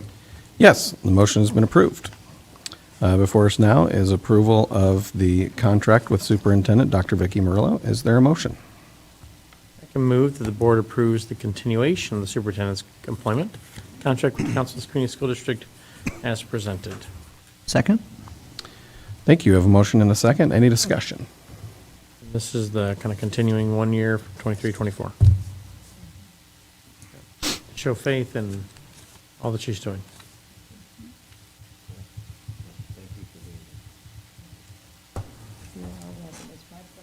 You've had a good run, doing some good stuff. Dr. Murillo, we do appreciate your leadership and enjoy working with you and achievement of our strategic goals and serving our students and families and staff of the Council Bluffs Community School District, and just appreciate all that you do and the leadership you provide for the team. So thank you for everything that you do. Mr. Wilson, please call the roll. Mr. Arthur? Yes. Mr. Peters? Yes. Mr. Tripp? Yes. Ms. Myers? Yes. Ms. Hudak? Yes. Mr. Kazire? Yes. Mr. LaFurla? Yes, and the motion has been approved. Next, we have approval of an agreement for mathematics implementation and professional development coaching. Is there a motion? I can move that the board approves the contracts with Educational Solutions Northwest for mathematics consulting services. Thank you. Is there a second? Second. We have a motion and a second. Any discussion or questions? And these are the continuation of the coaches or are these new coaches? For mathematical? For math is continuation. Continuation. Yes, and we're adding the high school this year.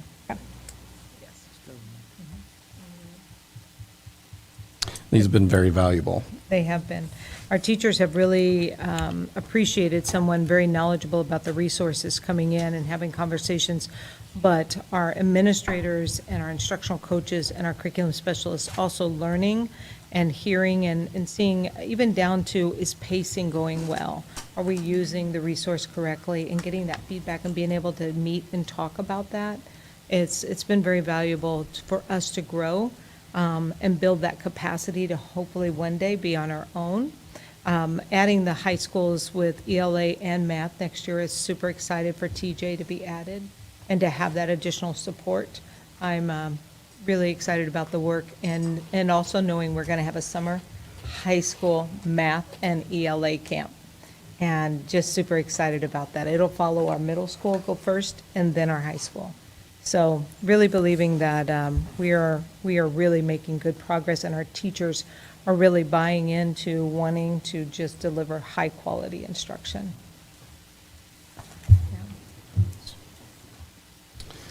Okay, thank you. Mr. Wilson, please call the roll. Ms. Myers? Yes. Mr. Tripp? Yes. Mr. Peters? Yes. Ms. Hudak? Yes. Mr. Arthur? Yes. Mr. Kazire? Yes. Mr. LaFurla? Yes, the motion has been approved. Next, we have approval of the Dreambox Math Learning Tool. Is there a motion? I'll move to approve the agreement for Dreambox software and services at our Title I elementary schools. Second? Thank you. I have a motion and a second. Any discussion? How on this does item? this math learning tool tie to the coaches that we just approved? I'll have Dr. Matthews. Sorry, guys. Because I can give you my interpretation, and then she'll give me a look like, not exactly, but it is a supplemental that I'm really excited about, so go ahead. Sure. It's an adaptive resource, much like Lexia for reading, and it's aligned to all of our standards. So not necessarily connected to the coaches, but connected to our curriculum. Even the visual supports that the students use mirror almost exactly what they use in Bridges. We get to select what our resource is when we set up, and we piloted it with your approval at our title schools this year, and Dr. Shudak did a study to see the results, and we were able to correlate those students who met the recommended lessons 5 per week were more likely to meet their MAP growth goals from fall to spring compared to their peers who did not. So. This is a new spend, replacing tools, This is new. Lexia's always add-on. been for reading. But I mean, this will be an add-on. Yeah, we've never really had it For for math. We piloted this last year, right? Yeah. Yes. So clearly it showed potential, and that's why we're putting it through to a 3-year instead of just an annual renewal. Yes, so we did an initial pilot, I believe it was 7 months, and asked for more time because we really wanted to see the fall to spring growth and correlate with that versus just the fall to winter, because we know NWEA really rests on that fall to spring. And so Dr. Shudak did do an extensive study at both periods, so extensive that actually their researchers wanted to get in touch with him to find out what he all did to study the results. But very, very impressive results for those students who met the recommended lessons. Thank you. Mr. Wilson, please call the roll. Mr. Tripp? Yes. Mr. Peters? Yes. Ms. Myers? Yes. Ms. Hudak? Yes. Mr. Kazire? Yes. Mr. Arthur? Yes. Mr. LaFurla? Yes. The motion has been approved. Now we have approval of Character Strong Elementary Counseling Curriculum. Is there a motion? I can move the board approve the agreement with Character Strong as presented. Second. Thank you. I have a motion and a second. Any discussion? It seems like an awesome tool. There was nothing but great things about Character Strong from many, many, many districts that I could find. And it'll also be a really great tool for our counselors. I know, Tim, if you want to speak to it real quick, our elementary counselors really never had a curriculum. And so I know that you worked with a committee of people to select the best curriculum. And we are paying for this with our at-risk dropout provision dollars. Yeah, I would echo what Mr. Arthur said.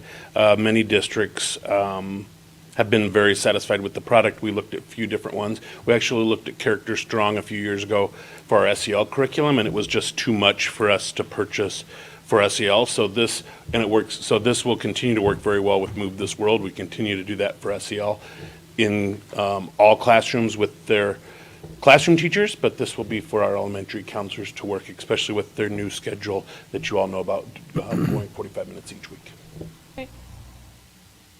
Thank you. Mr. Wilson, please call the roll. Mr. Arthur? Yes. Ms. Hudak? Yes. Mr. Tripp? Yes. Mr. Peters? Yes. Ms. Myers? Yes. Mr. Kazire? Yes. Mr. LaFurla? Yes. And the motion has been approved. That brings us to a resolution on the first reading of policies. Is there a motion? I can move that we approve the first reading of policies as presented. 211 Board of Directors Task Force, 212 Ad hoc Committees, 217 Agenda Formats, 222 Public Hearings, 802 Disposition of Obsolete Equipment, 907 Campaigns or Activities of Fundraising, 914 Public Contact on School Premises as presented. Thank you. Is there a second? Second. And any discussion on this first reading? I had just one quick clarification question on this one. This had to do with the campaign fundraising or fundraising campaigns. There was a line item that got struck out as far as competition with local merchants shall be minimized. I did not understand that. And it was just like, what is I that? asked Ms. Ostrowski the same question as Yeah. I went through mine. And Ms. Ostrowski, you want to explain why? It's a simple, I mean, when she explained it, I went, oh, yeah, I got it. So, Ms. Ostrowski. You bet. During the committee's discussion on this policy, we thought how hard is it to actually promise this? For example, if you're selling candy bars, you are competing with Hy-Vee who sells candy bars. So we just felt like it was the kind of statement that we couldn't uphold and thought it was best to remove it from the policy as written. Okay. Yeah, that makes sense. Yeah, just how it was worded. Originally I was thinking it was like competing fundraise sponsors, and I didn't understand, but that makes more sense. So, Okay. Thank you. Any other questions or discussion? Mr. Wilson, please call the roll. Ms. Hudak? Yes. Ms. Myers? Yes. Mr. Tripp? Yes. Mr. Peters? Yes. Mr. Arthur? Yes. Mr. Kazire? Yes. Mr. LaFurla? Yes, the motion has been approved, and those will come back as a second reading at a future board meeting. And our last resolution is approval of the website, mobile app, and mass notification system contract with Final Site. Is there a motion?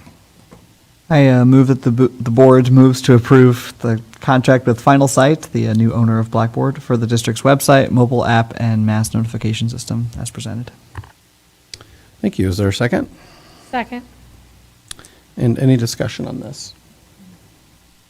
Previous vendor has sold the business, or? That's correct. And I asked Ms. Ostrowski to put it through the board in this way, so also our community could know that it's really that the company had been sold. There will be some things that look a little bit different, and we don't want them to think we went out and bought something without running it through the board and receiving board approval. So that's really where we are with why we brought the contract forward. How long has the district used Blackboard? Ooh, Diane, how long? Since 2017? Okay, thank you. Yeah. Any other questions? Mr. Wilson, please call the roll. Mr. Peters? Yes. Ms. Hudak? Yes. Ms. Myers? Yes. Mr. Tripp? Yes. Mr. Kazire? Yes. Mr. Arthur? Yes. Mr. LaFurla? Yes, the motion has been approved. And this brings us to our consent agenda, which includes several items, including approval of our Teaching Strategies Gold, Early Childhood Assessment Renewal, appointment of Level 1 investigators and complaint officers, data warehouse renewal with 5-star, and licenses for instructional materials, approval of the school year student fees, MOUs with various external partners. What else here? There's a lot in there. Special education contracts, public records fees for the upcoming school year, the personnel agenda, financial reports, and disbursements for May 18th through June 21st. Is there a motion? Yeah, so moved. Thank you. Is there a second? Second. We have a motion and a second. Any discussion on any of these consent agenda items?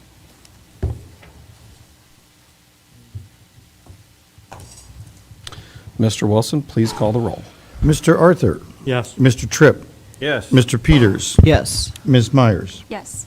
Mr. Kazire? Yes. Ms. Shudek? Yes. Mr. LaFurla? Yes, and the consent agenda has been approved. That concludes our business, but two things before we adjourn. Earlier, the board, as we do before all of our regular meetings, had a work session, and we started a book study. Tonight was the first conversation we had on our book study. We're studying a book from A.J. Craybill called Great on Their Behalf, which is about effective school boards and student outcome-focused school boards in particular. I think it's important for the public to know school boards govern school districts, obviously, but we also govern ourselves, and we have a responsibility to improve the way in which we govern this school district and being focused on student learning. So that's one of the ways that we are doing that as a board. And everybody in the room knows that Dean Wilson is leaving the school district in his position as CFO, but also leaving this board in his position as board secretary, unless you want to continue doing that after you. Diane really wanted to do it. Yeah.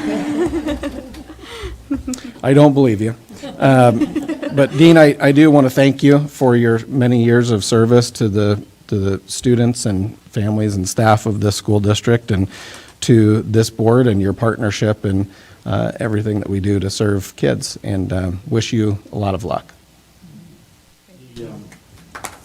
Thank you. I just want to say that the district has really grown under Dr. Murillo's leadership. We're doing a lot of great things. I remember her first month here, so I said, I have an idea that I'd like to share, and she said, what is it? And I said, Tucker Center is our Voc Center. I said, I'd like to see that on steroids one day, and she said, I got a plan for that. And that was D+1. And then I want to take a shout out to my peers here, the greatest team group I've ever worked with, and the district is fortunate to have them working here. Couldn't agree more. Thank you, Dean. And we are adjourned.